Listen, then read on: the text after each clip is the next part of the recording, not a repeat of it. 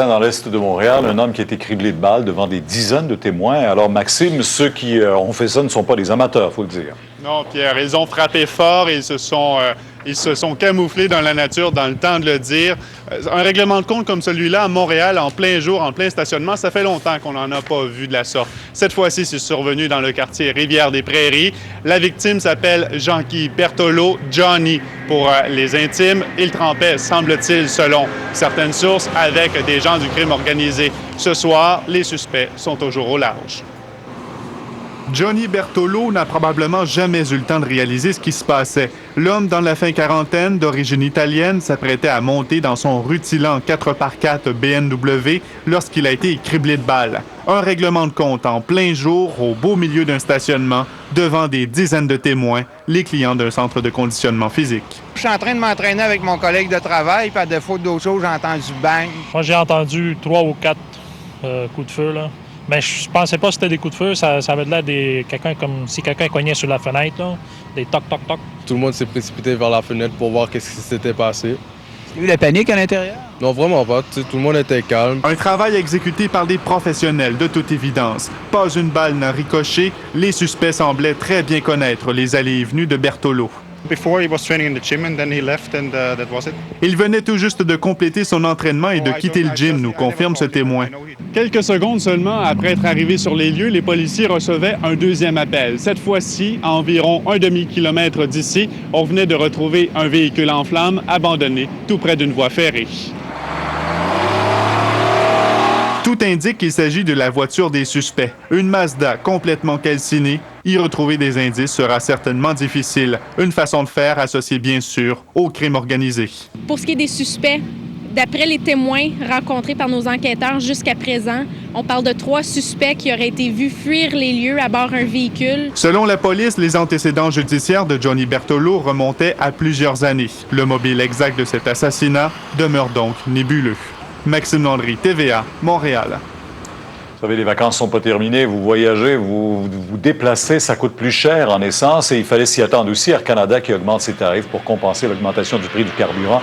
Pour l'instant, on parle des hausses qui s'appliquent seulement pour les vols au Canada ou vers les États-Unis. Elles varient de 5 à 12 $ pour un billet aller. Ça dépend bien sûr de la distance parcourue.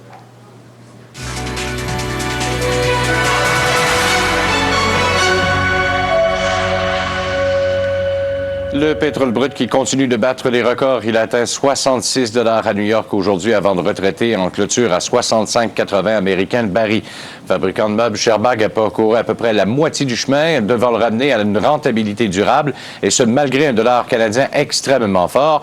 Et d'ailleurs, aujourd'hui, le dollar canadien a atteint un niveau le plus fort des 5 derniers mois, défonçant la barre des 83 cents en devise américaine. Là-dessus, voici vos indices argent.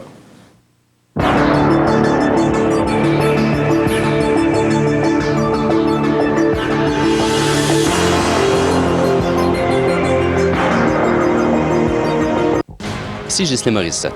Un homme de 80 ans s'est retrouvé nez à nez avec des voleurs chez lui en pleine nuit à Shawinigan la nuit dernière. Je vous donne les détails dans un instant.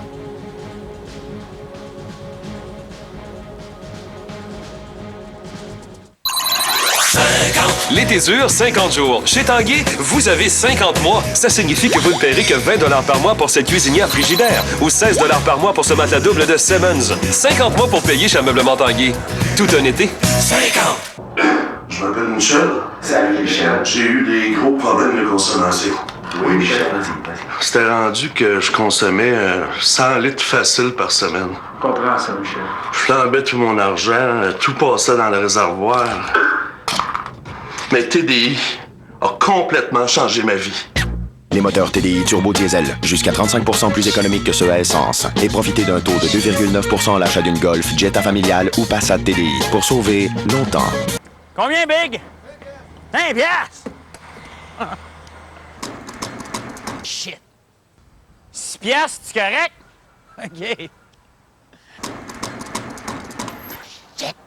7 piastres, correct? La vie est belle! Patrick Groux à la salle J. Antonio Thompson. Une invitation La Batte Bleue.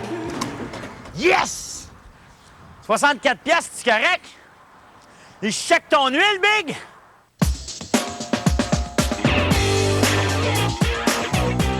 Regarde, Denis, une Sedona de Kia 2005 à ce prix-là, qui a sûrement une erreur. Mais Albert, c'est ça le prix du gros.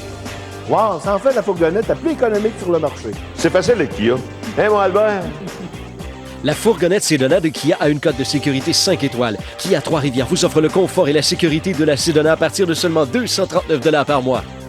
Venez célébrer l'été avec Kia et mon équipe de Kia Trois-Rivières.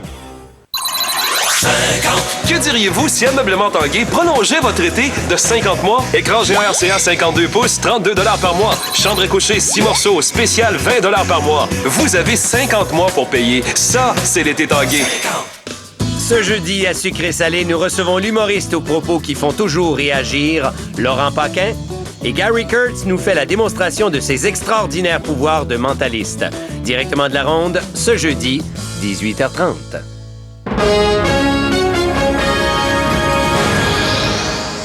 Un octogénaire de Shawinigan surprend des voleurs dans sa maison en pleine nuit. Là, il menace à tout le temps. Je commence à m'impatienter. Il menace à tout le temps. En pleine sécheresse, des résidents du secteur Sainte-Marthe-du-Cap se retrouvent avec des sous-sols inondés.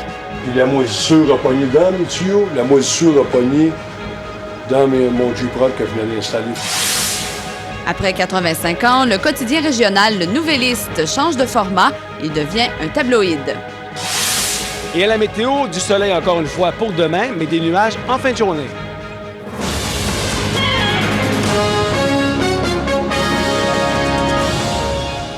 Bon début de soirée. Un homme âgé de près de 90 ans a surpris un voleur chez lui la nuit dernière à Shawinigan.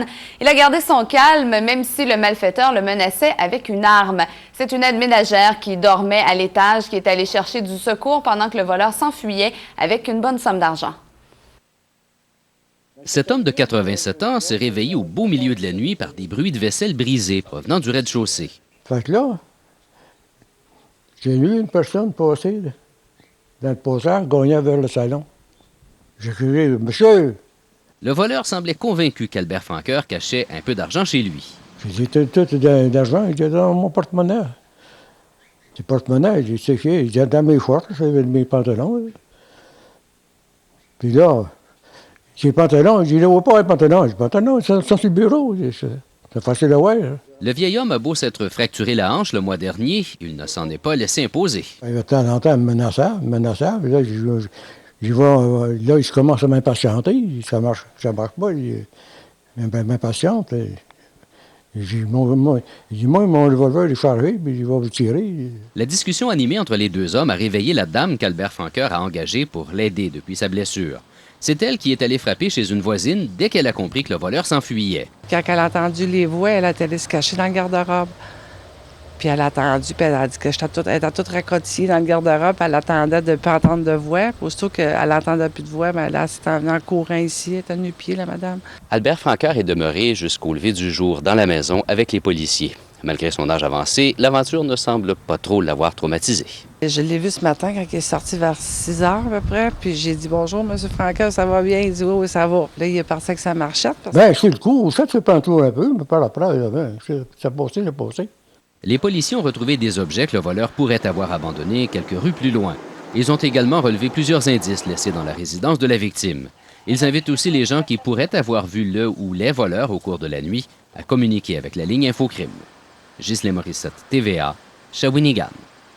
Martin, on a finalement eu une belle journée aujourd'hui. Oui, très belle journée. Ça va se poursuivre demain encore. On prévoit du soleil, mais les nuages vont s'installer lentement. Vers la fin de la journée, là, on verra, et on se dirige vers une période un peu plus nuageuse, mais sans grande probabilité de pluie. Alors, je vais vous donner tous les détails dans quelques instants, Patricia. À plus tard. À plus tard.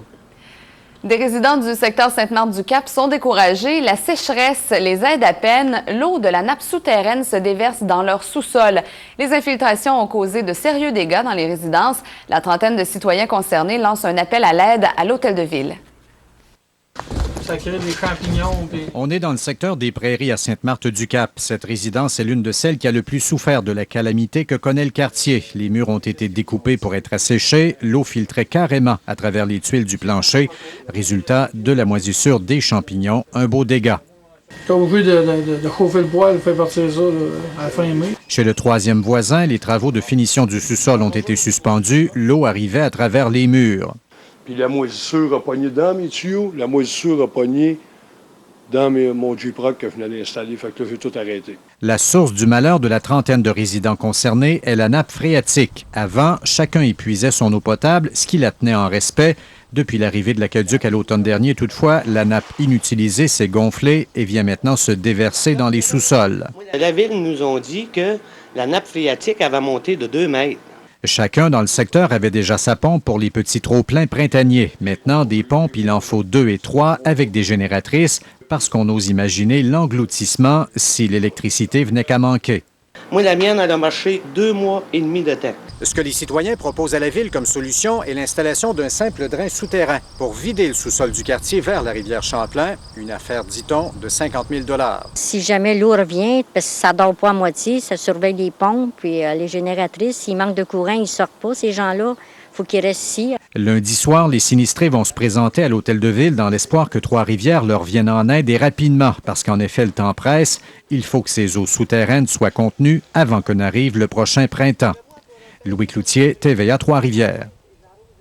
Et pendant ce temps, le manque de précipitations a des conséquences sur l'eau potable en raison du très bel été qu'on connaît. La Ville de Trois-Rivières demande aux citoyens de faire preuve de modération, alors que du côté de Shawinigan, une interdiction d'arroser a dû être émise aujourd'hui. La réglementation sur l'arrosage est cruciale durant les périodes de chaleur intense et d'humidité, comme celle qu'on connaît depuis quelques semaines. À Pointe-du-Lac, cela encore davantage puisque les réserves d'eau sont tout près du seuil critique. Le secteur ne s'auto-suffit plus. Critique, à la limite, c'est critique. La production puis la distribution là, est vraiment égale l'un à l'autre. Le secteur de Pointe-du-Lac a besoin des réserves d'eau de l'ancienne ville de Trois-Rivières. Cette eau-là provient de l'usine de filtration de Trois-Rivières. Avec cette eau-là, on remplit notre réservoir en période de forte demande. Heureusement, une patrouille est à l'œuvre tous les jours pour sensibiliser la population et parfois même la rappeler à l'ordre. Cette maison-ci, on a décidé de donner un avertissement. Ça veut dire qu'on remplit une lettre, comme quoi qu'on est passé à telle heure, puis l'infraction reprochée avec une feuille de règlement. Et puis, on va aller glisser dans leur boîte aux lettres. Les 3 patrouilleurs ont émis jusqu'à maintenant près de 300 avertissements et 60 constats d'infraction pour l'ensemble de la ville de Trois-Rivières. Est-ce qu'on peut dire qu'il est chanceux que ce soit seulement un avertissement? En effet, parce que de ce temps-ci, je vous dirais qu'on met plus étant donné que la canicule se prolonge, on est plus sévère un peu. Tout comme Pointe-du-Lac, la ville de Shawinigan vit une situation alarmante. Elle a émis un avis d'interdiction d'arroser sur tout son territoire, même pour ceux qui utilisent un puits artésien non relié au réseau. Seuls les arrosoirs manuels sont permis et la ville s'assurera de surveiller son territoire pour la durée de l'interdiction. Maude Montembeault, TVA, Trois-Rivières. Un écrivain et militant politique de la région de Trois-Rivières pointe l'époux de la future gouverneure générale comme un indépendantiste proche de certains anciens felkistes. La lettre ouverte que publie aujourd'hui René Boulanger de Sainte-Ursule fait du bruit. Celui-ci assure que Jean-Daniel Lafont, conjoint de Michaël Jean, a des fréquentations incompatibles avec le statut d'occupant de Rideau Hall à Ottawa. Bien, moi, je suis obligé de supposer qu'il est indépendantiste parce qu'il a fait plusieurs films sur de grands intellectuels québécois. Il s'est intéressé à la cause québécoise. Il a fréquenté l'aile la plus radicale du mouvement indépendantiste à travers des membres du FLQ. Le service de transport en commun de la ville de Trois-Rivières n'exclut pas d'installer des caméras dans ses autobus. Ce ne serait pas tant pour surveiller les terroristes que pour prévenir les comportements inappropriés. L'an dernier, toutefois, le problème des consommateurs de cannabis a pu l'être sans caméra. L'un des jeunes étudiants pris en flagrant délit a même finalement été réadmis dans les autobus. Il avait l'intention de faire et se reprendre en main. Et suite à ça, on lui a redonné son droit au transport. Vous savez qu'il y a des caméras dans tous les dépanneurs et c'est pas tous les dépanneurs qui sont volés. Fait que c'est la même chose. Donc, comment on mettrait des caméras dans tous les autobus, c'est pas tous les autobus qui ont des problèmes. Et à la question du jour, aujourd'hui, on vous demande justement si vous croyez qu'on devrait installer des caméras de surveillance dans les autobus publics et scolaires. Pour répondre, vous vous rendez sur notre site internet hm.tva.ca. Hier, on vous demandait si on devrait limiter la vitesse des embarcations sur la rivière Saint-Maurice. La question est loin de faire l'unanimité puisque vous avez répondu oui à 51 %, non à 49 %. Les automobilistes du secteur Cap-de-la-Madeleine devront faire preuve de patience. L'intersection du boulevard Thibault, de la rue Vaillancourt et de la rue du Parc, qui devait être rouverte à la circulation hier soir, sera finalement fermée jusqu'à vendredi soir. Une série de détours est prévue. Il suffit de suivre les indications. La réfection du boulevard Thibault est débutée depuis 2 semaines et se poursuivra jusqu'en décembre. Restez des nôtres. Après la pause, on vous parle du quotidien régional, le Nouvelliste, qui changera de format dès cet automne pour devenir un tabloïd. Chez Stratos, cet été, on est fou d'elle. Un menu estival, tout simplement irrésistible.